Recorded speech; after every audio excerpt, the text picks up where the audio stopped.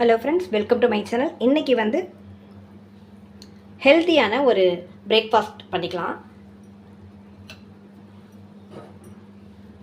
இது வந்து ராகி மாவு 3/4 கப் அளவுக்கு எடுத்திருக்கேன்.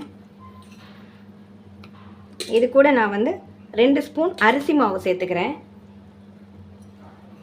இதை நம்ம நல்லா வாசனை வர வரைக்கும் வறுத்துக்கலாம். இப்போ நல்ல வாசனை வந்தாச்சு, நம்ம ஆஃப் பண்ணிக்கலாம். இதை ரொம்ப கருக விட்டுறக்கூடாது, மீடியம் ஃப்ளேமில் வச்சுட்டு வறுத்துக்கணும். இந்த ராகி வந்து நம்ம வாங்கின்னு வந்து நல்லா களைஞ்சி வெயிலில் உணர்த்தி மிஷினில் கொடுத்து அரைச்சி வச்சுக்கணும். இல்லை நீங்கள் ரெடிமேடாக ராகி மாவு வாங்கிக்கிறனாலும் வாங்கிக்கலாம், உங்கள் சௌகரியம்தான். இதே சேம் டைம் நான் வந்து அரிசி மாவு கலக்காமையும் பண்ணலாம். அப்படியே ப்ளைன் ராகி மாவுலேயும் நீங்கள் பண்ணிக்கலாம். உங்கள் டேஸ்ட்டை பொறுத்தது தான் எல்லாமே.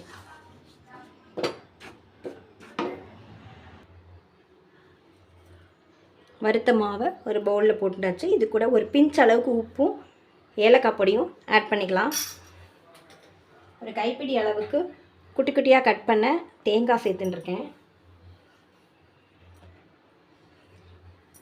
இந்த 1 கப் மாவுக்கு வந்து 3/4 கப் அளவுக்கான வெல்லம் எடுத்து ஒரு 1/4 கப் அளவுக்கு ஜலம் விட்டு கரைச்சி வடிகட்டி வச்சுட்டுருக்கேன். அதை கொஞ்சம் கொஞ்சமாக ஊற்றி இந்த மாவை நம்ம வந்து மிக்ஸ் பண்ணிக்கலாம்.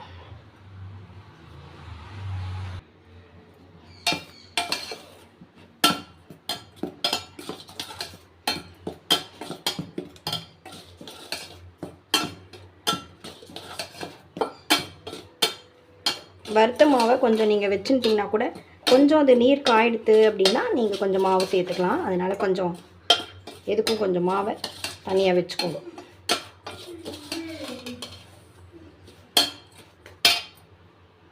கொஞ்சம் கொஞ்சமாக நம்ம பாகு சேர்த்துட்டா தான்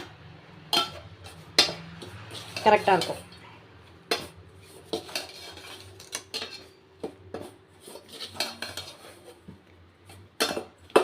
கரண்டி சரிப்பட்டு வராது, சூடாக இருக்கனால நான் கரண்டி யூஸ் பண்ணுறேன். இதை அப்படியே வச்சுட்டு கொஞ்சம் ஆறினதுக்கப்புறம் கையால் நான் வந்து இதை நான் மிக்ஸ் பண்ணிப்பேன்.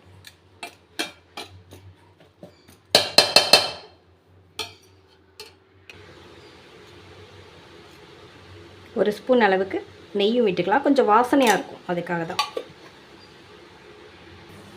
கொஞ்சம் ஆறினவனே கையாலேயே நல்லா மிக்ஸ் பண்ணிவிட்டு இதை நான் மூடி வச்சுருக்கேன். இது அப்படியே இருக்கட்டும். இப்போ இன்னொரு 3/4 கப் அளவுக்கான மாவை, வறுத்த மாவை நான் இதில் வேறு ஒரு பவுலில் போட்டுருக்கேன். இது கொஞ்சம் உப்பு போட்டுக்கிறேன். இது அப்படியே இருக்கட்டும். ஒரு வாண்டியில் குக்கிங் ஆயிலோ அல்லது நெய்யோ ஏதோ ஒன்று விட்டுக்கோங்க. கடுகு வெடிக்கட்டும், கொஞ்சம் பொறுமையாக இருக்கலாம்.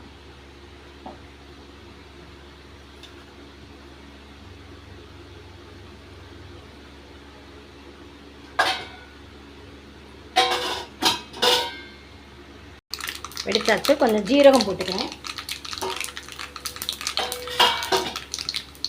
உளுத்தம்பருப்பு நான் பொடியாக கட் பண்ணிங்க, கருவேப்பிலை, இது வந்து இஞ்சியும் பச்சை மிளகாயும் குட்டி குட்டியாக கட் பண்ணி இது கூட ஆட் பண்ணிக்கலாம்.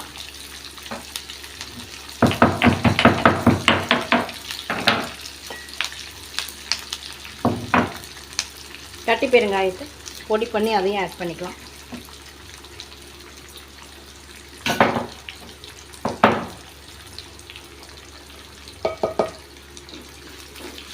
இது கூட வேணும்னா நீங்கள் வெங்காயம் கூட பொடி பொடியாக கட் பண்ணி சேர்த்துக்கலாம். நான் வெங்காயம் போட்டுக்கல, தேங்காய் போட்டுக்கிறேன். பொடியாக கட் பண்ண தேங்காய்.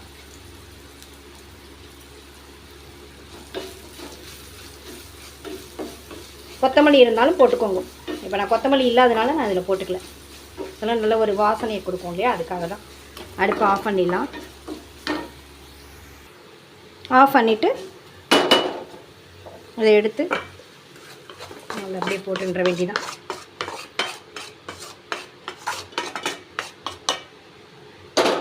நீங்கள் இதில் வந்து ஆனியன் கட் பண்ணி போட்டுட்டீங்க அப்படின்னா நல்லா மிக்ஸ் பண்ணிக்கோங்க. ஆனியன் கொஞ்சம் தண்ணி விடும், அதனால் நல்லா மிக்ஸ் பண்ணிவிட்டு நான் வந்து வெந்நீர் கொஞ்சம் கொஞ்சமாக விட்டு இதை இந்த மாவை நான் மிக்ஸ் பண்ணிக்கிறேன்.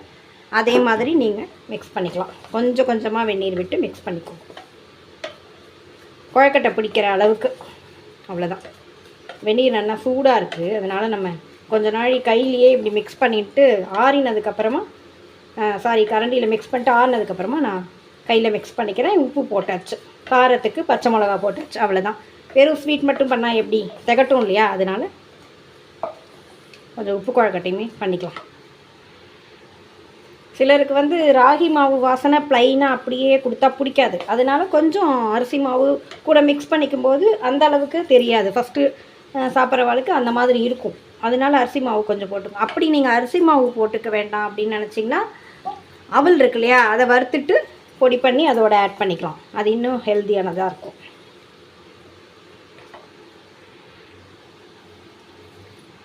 இப்போ நம்ம இனிப்பு மாவு ஆறி எடுத்துனோம்னா கொஞ்சம் நெய் விட்டுண்டு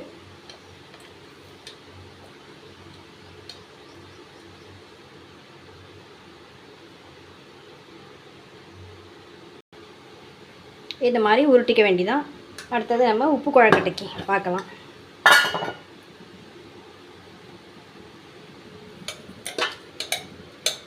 நீங்கள் வந்து இனிப்பு குழக்கட்டைக்கு அந்த வெல்லம் ஜலம் விட்டு பிசைஞ்சிருக்கேன் இல்லையா, அது வந்து கொஞ்சம் நம்ம ஆற வச்சோடனே கொஞ்சம் இறுக்கமாக இருந்ததுன்னா கொஞ்சம் நம்ம வாட்டர் சேர்த்து பிசைஞ்சு தளர்த்தி நம்ம பிடிக்கிற அளவுக்கு பண்ணிக்கலாம்.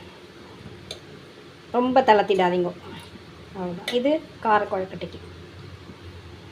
நமக்கு டிஃப்ரென்சேஷன் வேணும் அப்படின்னா வேறு ஷேப்பில் நீங்கள் பண்ணிக்கலாம். இது பார்த்திங்கன்னா இந்த மாதிரி கைப்பதம் தெரிகிற மாதிரி, விரல் பதம் தெரிகிற மாதிரி உருட்டியிருக்கேன். இது சும்மா நார்மலாக நம்ம உருட்டிக்கலாம், அவ்வளோதான்.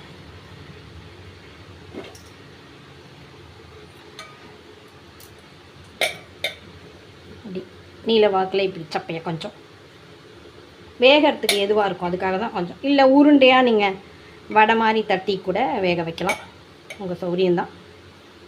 குழந்தைகளுக்கு எப்படி பிடிக்குமோ அந்த மாதிரி பண்ணினா விரும்பி சாப்பிடும். இது ரொம்பவே உடம்புக்கு ரொம்ப ஹெல்த்தியானதும் கூட தானே. பிரேக்ஃபாஸ்ட்டுக்கு ரொம்ப ரொம்ப ஹெல்த்தியானது இது. விட்டமின் சி நிறையா இருக்கான். இது எலும்புகளெல்லாம் ரொம்ப பலப்படுத்தக்கூடியது ராகி. அதாவது மைதா, கோதுமை, அரிசி இதெல்லாம் விட இந்த ராகி ரொம்ப ரொம்ப நமக்கு ரொம்பவே ஹெல்த்தியானது. இது சட்டுன்னு பண்ணிடலாம். நம்ம இனிப்பு காரம்னு தனித்தனியாக பண்ணாட்டினா கூட காலம்பரத்துக்கு இந்த பிரேக்ஃபாஸ்ட்டுக்கு வந்து இந்த மாதிரி காரம் மட்டும் பண்ணி சட்னி தொட்டுக்க கொடுத்தா போதும். இதை சாப்பிட்டா உடம்புக்கு அவ்வளோ ஸ்ட்ரென்த்தாக இருக்குமா. வயல் வேலைக்கு கிராமத்தில் போகிறவங்கலாம் மார்னிங் வந்து இந்த மாதிரி ராகியை தான் ஏதோ ஒரு விதத்தில் சாப்பிட்டுட்டு போனால் அது பசியே எடுக்காதான் அவ்வளோ சீக்கிரமாக. அவங்களுக்கு ரொம்பவே யூஸ்ஃபுல்லாக இருக்குது. அதனால் அப்போலாம் ராகி தான் அதிகமாக யூஸ் பண்ணுறாங்க. ரொம்ப ஹெல்த்தியாக இருக்கும், வலு இருக்கும். பார்த்திங்கன்னா எலும்பெல்லாம் நல்லா ஸ்ட்ராங்காக இருக்கும். இதெல்லாம் இருக்கா ரீசன். இன்னும் சொல்லணும் அப்படின்னா பியூட்டிஃபுல்லாக இருப்போம்மா, அழகு கூடும். அந்த எப்படி சொல்கிறது, கட்டுமஸ்தான உடல் அது கிடைக்குமா இந்த ராகி சாப்பிட்றதுனால. எல்லோரும் விரும்பி சாப்பிடுவாங்க. இன்னொரு ரீசன் நான் சொன்னேன் என்னென்னா, முதுமையே வராதான், எப்பயும் இளமையான தோற்றத்தோடையே இருக்குமா, அதுதான். ஆஸ் யூஷுவல் இட்லி பாத்திரத்தில் தண்ணி தலைச்சின்னு இருக்குது. நல்லா தலைக்கணும். தலைச்சதுக்கப்புறமா தான் நம்ம வைக்கணும். சிம் பண்ணிக்கோங்க. இப்போ நம்ம உங்களுக்கு இடம் எப்படி இருக்கோ அது பொறுத்து ரெண்டையுமே சேர்ந்து கூட வச்சுக்கலாம். நம்ம 2 தடவை வேக வைக்கணும் அப்படிங்கிறது இல்லை. எப்படியும் நம்ம சாப்பிட போகிறோம் ரெண்டையுமே, அதனால் எப்படி இருக்கோ அப்படி வேணால் வச்சுக்கலாம். இடம் இல்லைன்னா தனித்தனியாக வேக வச்சுக்கோங்க. அந்த ஸ்வீட் வச்சுருக்கேன்.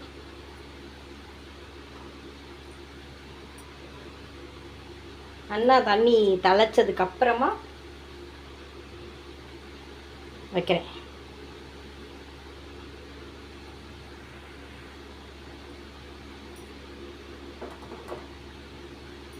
இது காரம் கொஞ்சமாக தான் பண்ணியிருக்கேன், அதனால் எனக்கு ஒரே தரையாக வச்சிடலாம். மூடி வச்சாச்சு. இது வந்து நல்லா தண்ணி தலைச்சதுக்கப்புறமா, அதாவது சிம் பண்ணிவிட்டு தண்ணி தலைச்சதுக்கப்புறமா சிம் பண்ணிவிட்டு ஒரு 15 நிமிஷம் இது வேகணும். 15 நிமிஷத்துக்கு அப்புறம் ஆஃப் பண்ணிவிட்டு நல்லா ஆறினவொடனே ஓப்பன் பண்ணிக்கோங்க. ஏன்னா சிறுதானியத்தை பொறுத்த வரைக்கும் நல்லா வேக வச்சதுக்கப்புறம் தான் சாப்பிடணும். அதனால தான் இது நல்லா வேகட்டும். நான் வந்து இந்த மாதிரி சொன்னேன் இல்லையா, முதுமை வராது அப்படின்னு சொல்லியே நீங்கள் குழந்தைகளுக்கு கொடுங்க. அதுவும் இந்த காலேஜ் படிக்கிற ஸ்டூடெண்ட்ஸு, இந்த 10th அப்புறம் குழந்தைங்களா இருக்கிற வரைக்கும் நம்ம சொல்கிறத கேட்பாங்க. ஒரு 10th அந்த லெவல் மேலே வந்தாச்சுன்னா அதுங்களுக்கு பிடிக்கிறதே வேறு மாதிரி இருக்கும். ஐயா ராகி அதெல்லாம் யார் சாப்பிடுவா, நீயே சாப்பிடு அந்த மாதிரி சொல்லுங்கள். அதனால் இதெல்லாம் ஹெல்த்து, அதுவும் லேடிஸ் குழந்தைகளுக்குலாம் அவளுக்குலாம் ரொம்பவே நல்லது. அதுக்கப்புறமா ஒரு 30க்கு அப்புறமா உடம்பு லைட்டாக அப்படி இப்படி இப்படி ஆட்டம் ஆடும் பாருங்க, அப்போ தான் தெரியும் அம்மா சொன்னது ஹெல்த்து, இதை சாப்பிட்ணும் அப்படிங்கிறது. எக்ஸாம்பிளுக்கு என் பொண்ணை கேட்டாலே எல்லாமே தெரியும். அதனால் இப்போவே நீங்கள் வந்து இந்த மாதிரி ஹெல்த்தியானதை குழந்தைகளுக்கு கொடுத்து பழக்குங்கோ. இது வந்து வேகட்டும். 15 மினிட்ஸ் மேலேயே விட்டுருக்கேன், நல்லாவே வெந்திருக்கும். டேஸ்டியான நம்மளோட ராகி குழக்கட்டை சூப்பராக ரெடி ஆகிடுது. உப்பும் காரமும் இதோட உங்களுக்கு பிடிச்ச சட்னியும் சாம்பாரும் சேர்த்து நீங்கள் பிரேக்ஃபாஸ்ட்டாக கண்டிப்பாக நீங்கள் எடுத்துக்கணும். உடம்பு ரொம்ப ஹெல்த்தியாக இருக்கும். நான் சொன்ன மாதிரி கட்டுமஸ்தான உடலும் இளமையான தோற்றமும் வேணுமா, கண்டிப்பாக இந்த ராகி பிரேக்ஃபாஸ்ட்டை நீங்களும் ட்ரை பண்ணி பாருங்கள் ஃப்ரெண்ட்ஸ். தேங்க்யூ வாட்சிங். Thank you friends.